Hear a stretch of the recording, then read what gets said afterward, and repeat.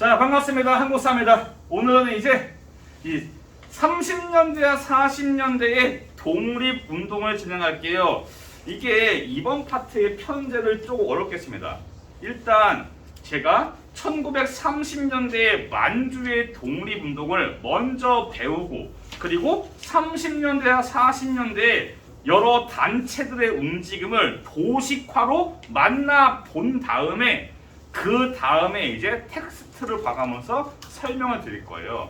좀 번거롭습니다. 이번 파트가 교과서 전체에서 가장 어려운 파트 중에 하나입니다. 그 점 염두에 두시고 학습하시면 좋겠습니다. 먼저 1930년대의 만주에서의 무장 독립투쟁인데, 이 파트는 일단 두 개의 무장 단체를 철저하게 숙지해서 구분을 해 주셔야 됩니다. 철저하게 구분을 줘야 돼요. 이 두 가지 단체를 다 파악해야 됩니다. 이전 학기 때 배웠던 내용들을 아시는 분들은 좀 더 연계화시켰는데, 20년대의 마지막 3부 통합운동에 실패하고 국민부와 혁신의회가 나왔습니다. 이 국민부와 혁신의회는 이제 한국독립당, 조선혁명당 이런 것들 구성했는데, 그 당들의 군대가 이겁니다. 그래서 20년대의 마지막부터 이어지는 겁니다. 먼저 조선혁명군, 단체 이름도 키워드겠죠. 사람 이름도 키워드입니다. 양세봉. 우리가 한국사 시간에 3명의 봉을 배워요. 김원봉, 양세봉, 김부봉. 3봉 중에 두 번째 양세봉입니다. 이분은 약간 사회주의적 계열이 있으신 분들이에요. 오해 만드는 거는 독립운동에서 사회주의 성향이 있다 해가지고 나쁜 게 아닙니다. 지금의 이념의 잣대로 그 당시를 보면 안 돼요. 뭐 홍범도 장군의 유해가 최근에 들어왔잖아요. 이걸 가지고 야, 홍범도 장군 사회주의자 빨갱인데 왜 우리가 이러냐, 이런 사람들이 있더라고. 진짜 있어요. 그때는 이념 대립이 심해지지 않은 그때예요. 1945년 이후에 그 김일성 돼지가 그쪽에 오면서 그때부터 이념 갈등이 심해진 거지, 그 당시에는 사회주의가 무조건 나쁘다라는 개념은 옳지가 않습니다. 김일성 돼지가 나쁜 거예요. 홍범도가 나쁜 게 아니고 사회주의가 나쁜 게 아니란 말이에요. 그때는 이념 간의 갈등이 심한 상황 아닙니다. 그래서 제가 수업 시간에 설명했잖아요. 레닌이 독립운동을 실제로 도와줬다고요. 그걸로 뭐라고 해요? 심지어 레닌이 도와줬다, 빨갱이가 도와줬다 이러면서 참 답답합니다. 여튼간에 그렇다고요.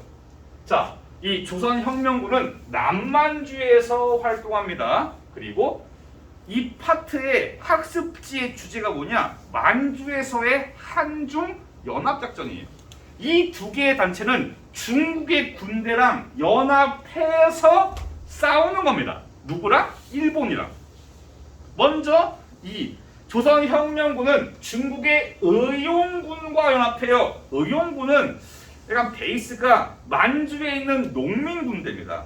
농민 출신들이 이제 군대를 형성해서 일본군과 맞서 싸웁니다.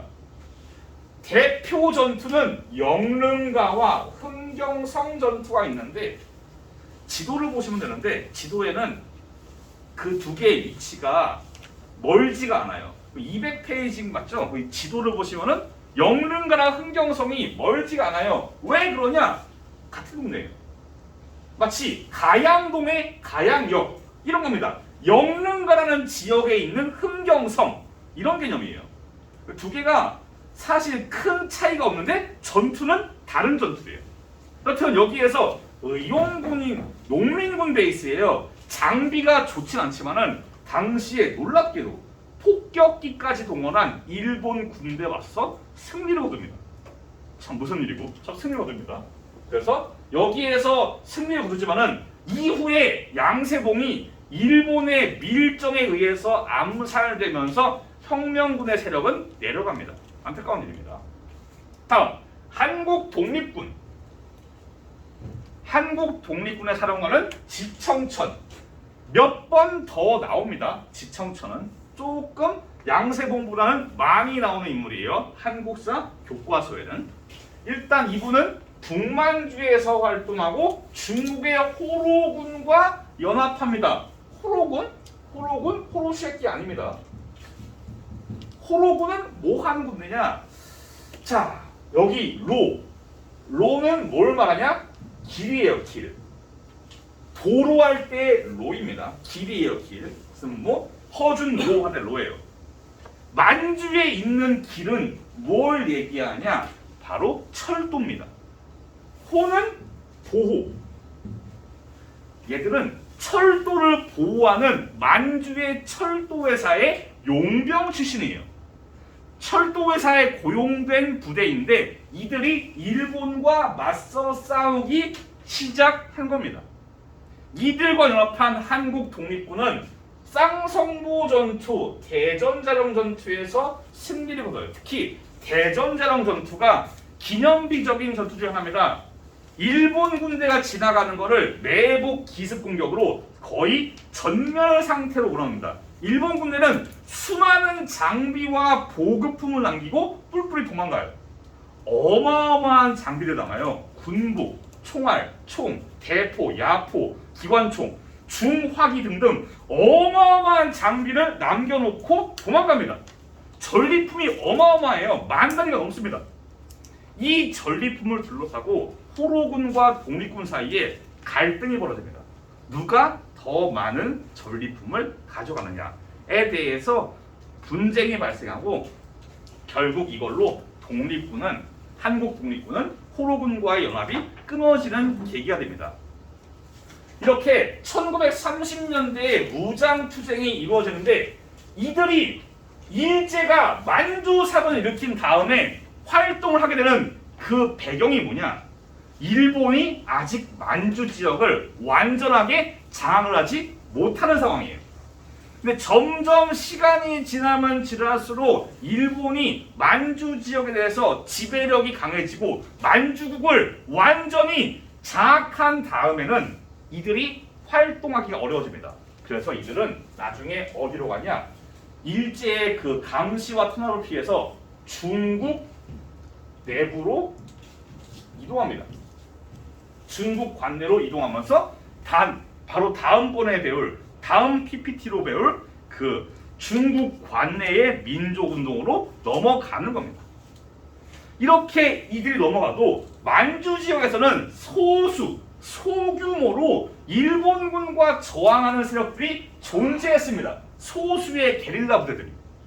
당시 만주 지역에 활동하던 중국 공산당이 야 우리가 항일 전쟁해야 되는데 이렇게 잡다하게 소수로 나뉘어서 되겠냐?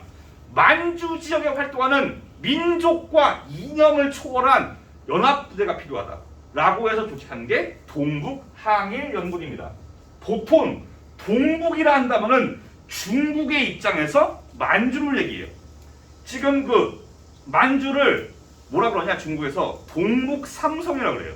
즉 만주에 있는 항일 집단들의 연합 군대입니다. 요거는 그냥 동북항일연군이 있다는 정도로만 아시면 좋을 것 같아요. 왜 그러냐? 이 동북항일연군의 대표적 전투, 여기 안에 있는 우리 부대, 한국인 부대의 대표 전투가 그 201페이지 오른쪽 위에 있는 보천보 전투인데 지금 북한 돼지 있잖아요. 김정은 돼지. 김정은 돼지의 아버지 김정일 돼지. 김정일 돼지 위에 혹부리 돼지 김일성 돼지. 이 김일성 돼지가 보천보 전투에 참여했다는 기록이 있습니다. 물론 북한 말을 완전히 믿는 사람은 없습니다. 북한 말대로 정말로 설마 뭐 장군님이 퀴퀴 쓰시고 뭐 솔방울 전혀 터지고 이러겠냐고. 이게 논란이 많아요. 북한은 지대 돼지가 했다고 하는데 이게 정말 동명이인인지 김일성이라는 이름이 또 있을 수 있잖아요. 그리고 김정은이라는 이름이 우리나라에 있는 것처럼 많잖아. 김정은, 연예인 김정은 그렇듯이 그런 것처럼 동명이인이 아니냐 혹은 보천보 전투가 그렇게 기념비적으로 중요한 전투였냐 등등 논쟁이 많아요. 근데 일단 서류적으로는 문서적으로는 도천부 전투에 김일성이라는 이름이 있는 게 맞습니다. 논쟁의 여지는 있지만요. 그래서 동북항해연군을 자세히 공부하실 필요가 없다는 겁니다. 만약에 도천부 전투가 모의고사에 나온다.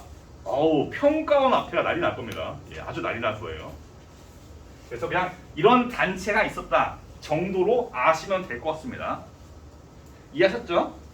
자, 다음으로 넘어갑니다. 만주에서 더 이상 활동이 어려워진 독립군들이 이제 중국 내부로 이동하면서 중국 내부에는 수많은 독립운동가들이 모입니다.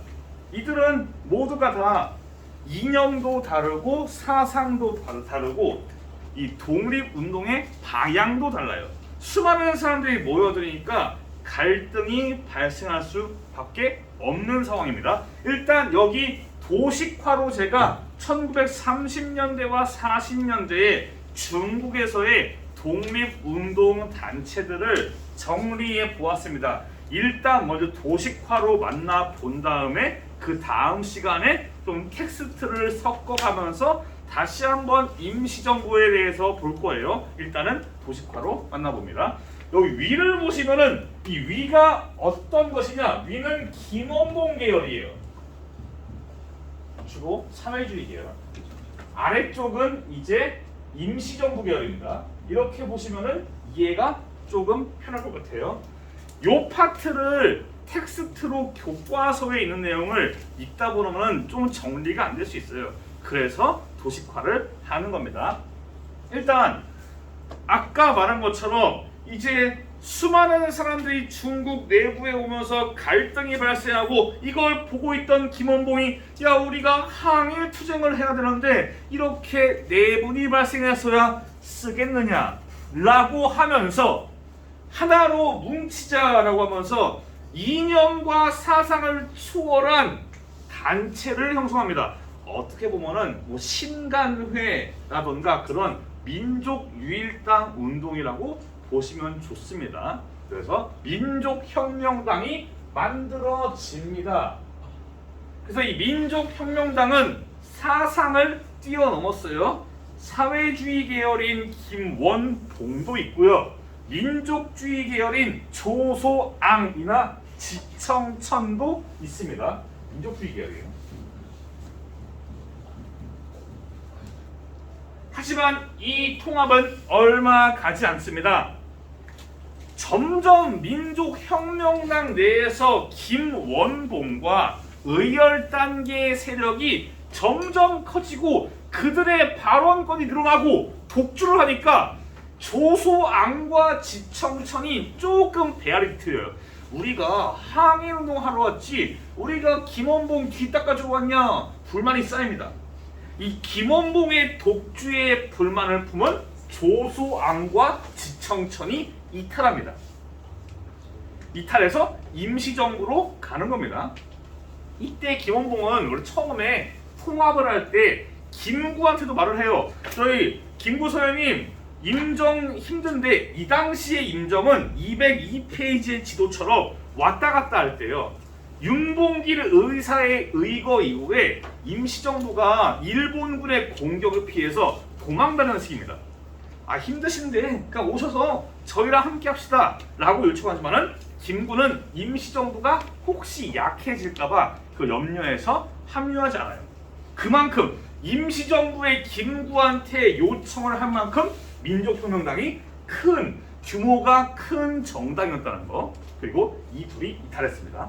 여튼 민족주의 계열이 이탈을 했고 남은 사회주의자들이 모여서 조선민족 전선연맹을 결성합니다. 여기에 있는 산하단체가 조선의용대라는 군사 조직이에요. 당연히 사령관은 김원봉이겠죠. 근데 이게 역사책마다 또 서술이 미묘하게 다를 수 있어요.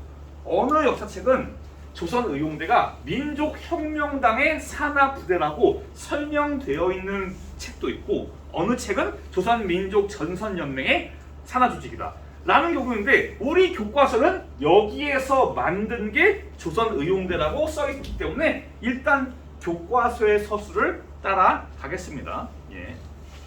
이 조선의용대는 이 당시에 국민당 정부가 일본군과 맞서서 싸우는데 한반도로 합시다. 네.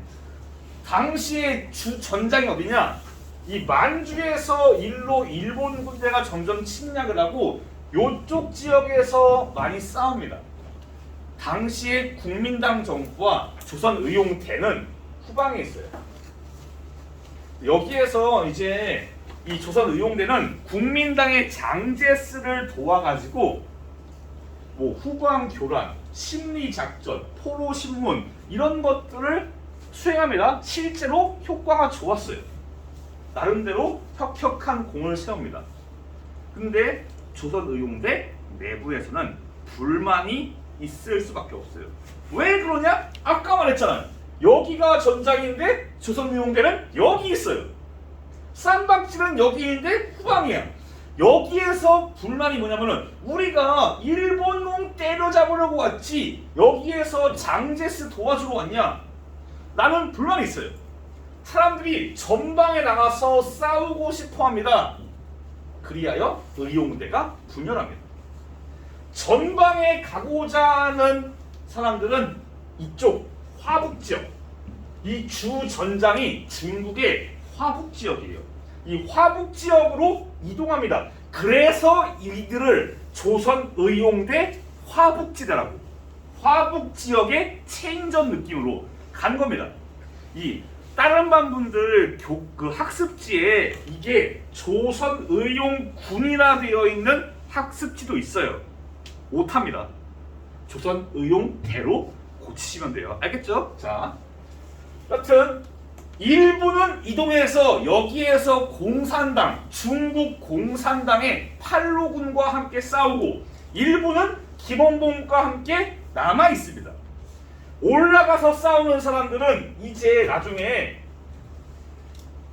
그 조선 독립동맹,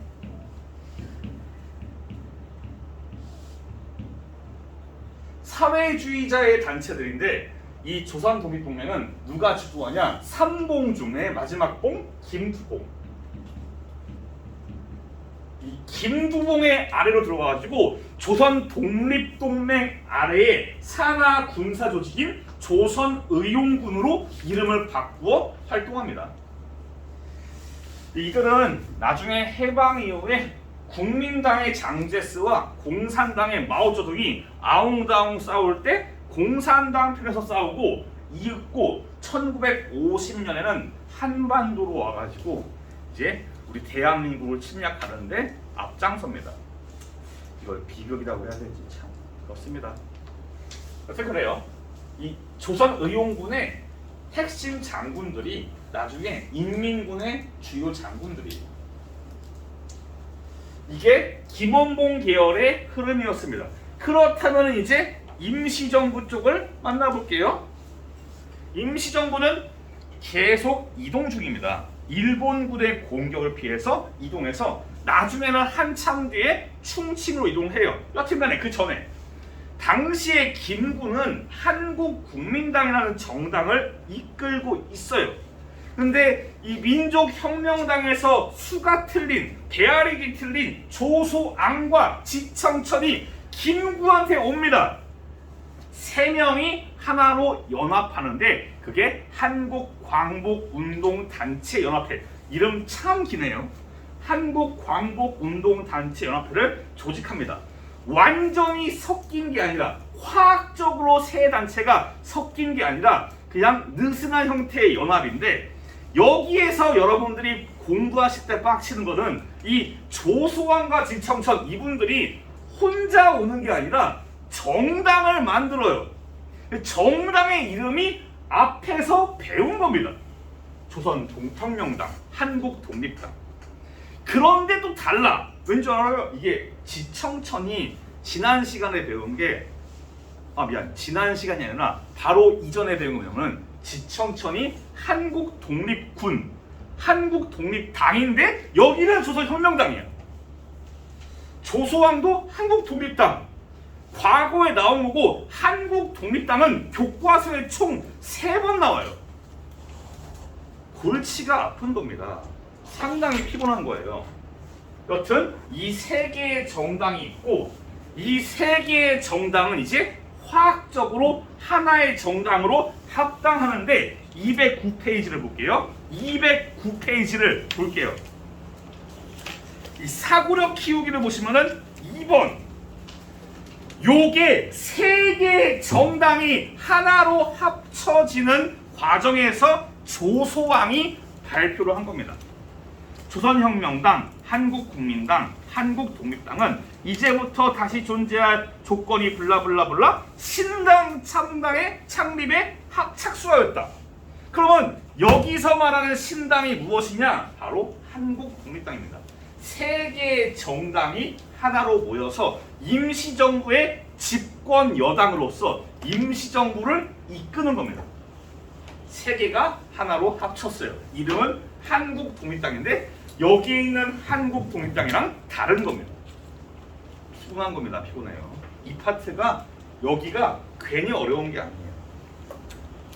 정당 이름이 겁나게 많이 나오고 근데 여기는 애초에 어렵잖아요. 근데 이제 배울 건 여러분들이 반드시 꼭 필수적으로 알아주셔야 됩니다. 여러분들이 장차 계속 보게 될 모의고사에 필수적으로 나오는 한국 광복군입니다.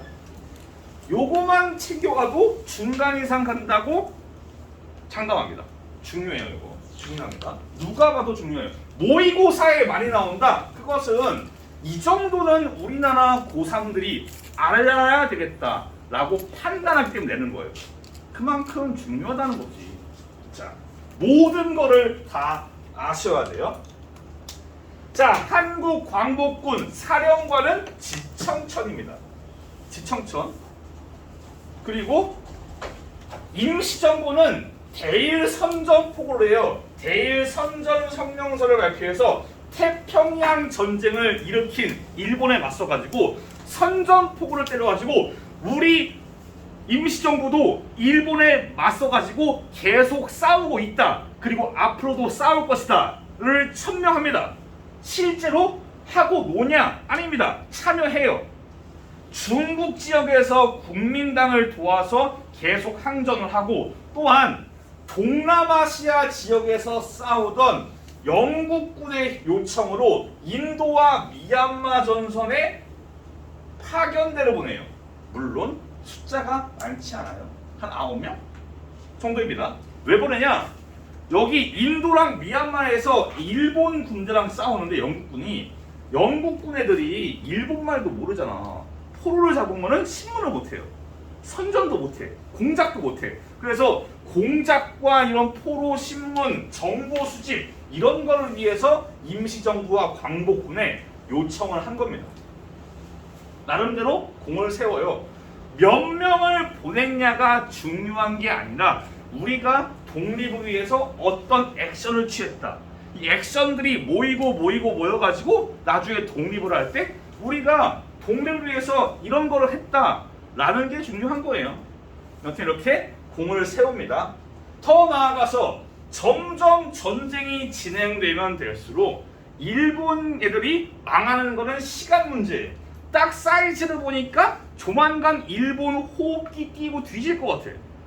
이렇게 되니까 우리 임시정부가 이거를 그냥 가만히 앉아서 볼 수가 없어요. 아까 말했잖아요. 액션. 일본이 완전히 뒤지기 전에 우리가 액션을 취해야 된단 말이죠. 그 당시에 미국 전략정보국 OSS, 지금의 CIA의 전신이에요. 이 OSS와 미국 육군의 협조를 받아가지고 국내 진공작전을 계획합니다. 그래서 비밀리에 비행기와 잠수함을 동원해서 이제 한반도로 상륙을 하면은 여기에서 일본군을 몰아내겠다라는 게 임시정부의 플랜이에요. 성공을 하든 실패를 하든 우리의 액션으로서 중요한 방점인데 이거는 실행되기 전에 일본이 망해버립니다. 209페이지 지금 펴져 있나? 209페이지 3번. 이게 일본 패망 당시의 김구의 신정입니다. 왜적이 항복한다 하였다. 이것은 내게 기쁜 소식이라기보다는 하늘이 무너진다. 일본이 항복했는데 백범김구는 좋아하지 않습니다. 왜 그러냐? 기억 보세요.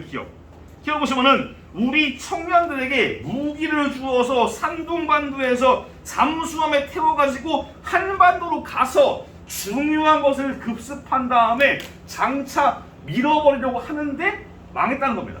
즉 여기서 말하는 기억이 뭘 의미하냐? 국내 진공작전을 말하는 거예요. 이해됐죠? 네. 광복군 중요하다고요. 다시 말합니다. 중요하다고요.